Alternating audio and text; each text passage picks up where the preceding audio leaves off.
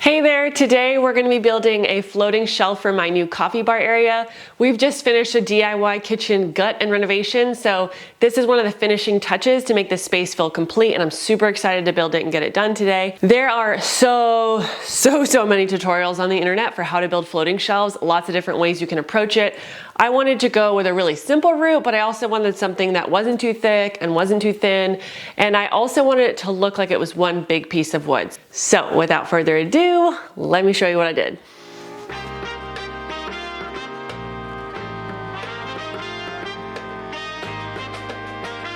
Here's a pretty basic diagram I made of the supplies we need, what the bracket system kind of looks like, and how the finished shelf should be, as well as a side view of how it all comes together, just to try and explain it a little easier.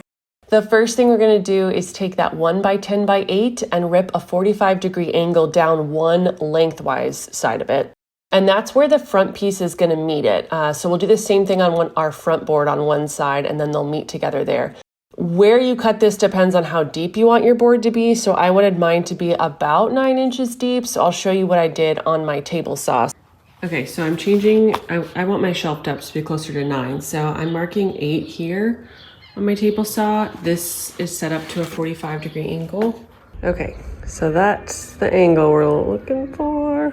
What you can see now that my total, it's actually very hard to show on camera, total depth of my board is really close to 9, and I'm just outside of 8 inches for the inside part. So I'm at 8 1/8. The next thing I'm doing is I'm about to mark on my back plate, essentially my back bracket, where my studs are. I've luckily got 3 studs that are pretty much directly in the middle of the space that I'm going to use. So I'm going to trust that 3 studs is going to do it.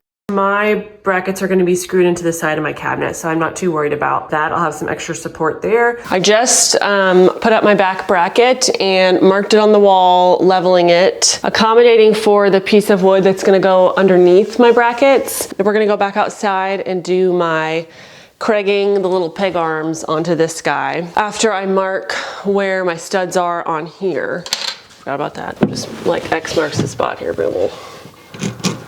So now I know where not to put pegs because I need to be able to screw here to get this thing into the wall. And we're gonna go outside and do the cragging. Okay, I'm sure you've used a crag before, but I'm just gonna show you what I'm doing with my little peg arms. I'm just clamping it on here. I'm doing one side and then just flipping it and doing the same hole so that I've got a little extra strength there. And then it's gonna go just like this onto my back brace area. Okay, I'm all set up to go ahead and crag these in. I went with 6 arms. That seems like plenty. They're about 11 1/4 to 11 1/2 inches apart. And then that still gives me room to get my drill in, hopefully, and screw these side ones into the side of my cabinet. So I'm gonna clamp them and get them in there. To get the length of the little pegs, just subtract how deep that back brace piece is from the interior dimension of your top shelf. So remember that was like 8 or 8 1/8. So subtract the back from that, and that's how big you cut those. All right, let's just check in because that was so many cuts of video. We're about halfway through. So far, we've made the 45-degree angle along one edge of our 1x10 to achieve whatever desired depth you want. Then we ripped our 2x4x8 in half, and we cut one of those pieces to the length of our shelf. Then we cut the pegs to basically the interior measurement of the top board minus the depth of that back bracket. Finally, we marked where the studs will line up on the back brace so that we don't accidentally put pegs on there. And then we use the Kreg jig to go ahead and put those pegs onto the back brace. And now we're going to put this thing on the wall, and it's going to go really fast from here. I've got one screw in the middle stud.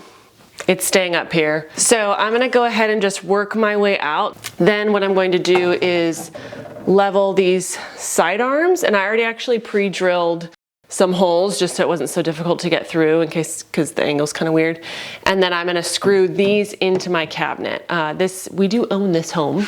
If you're a renter, don't do that. And then we will attach the top. I'm using just 3-inch construction screws. They're great. You don't really have to pre-drill for these, but I like to because I have a toddler napping when I do these projects. It makes everything a little quieter if it goes in a little smoother. And then you can't tell from there, but there's a little gap between my tile and the bottom of my brace. That's because I will probably add later a piece of plywood underneath just to hide all these bottom brackets. Anyways, continue on.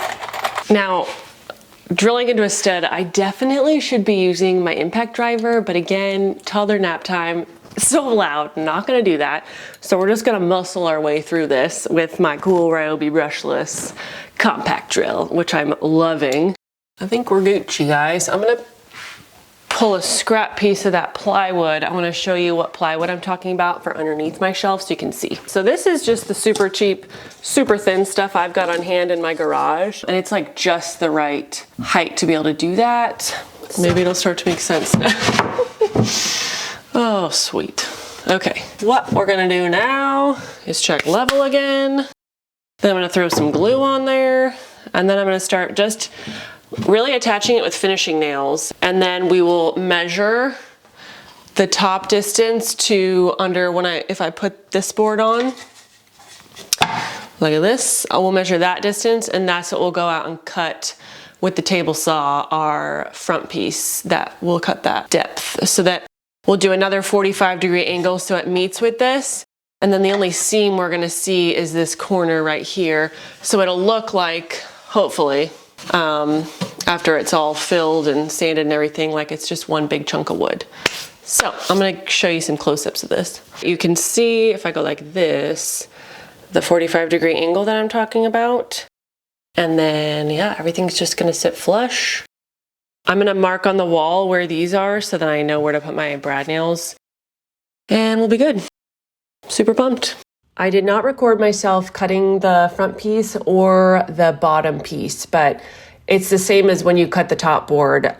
Set the saw to what you want the interior dimension to be. So measure from the top of the little arm to the bottom of your underlayment piece, and that's what you'll cut along the length.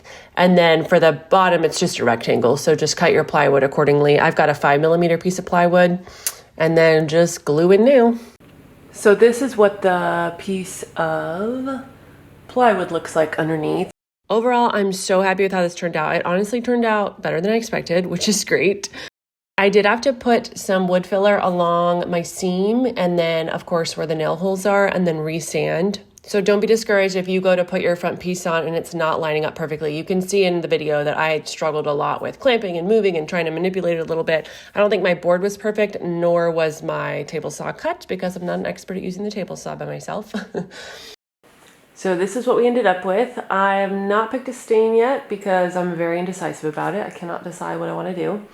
But this is how the shelf looks from here. And if you have any questions about assembling it or anything like that, just drop them in the comments. And thanks so much for watching.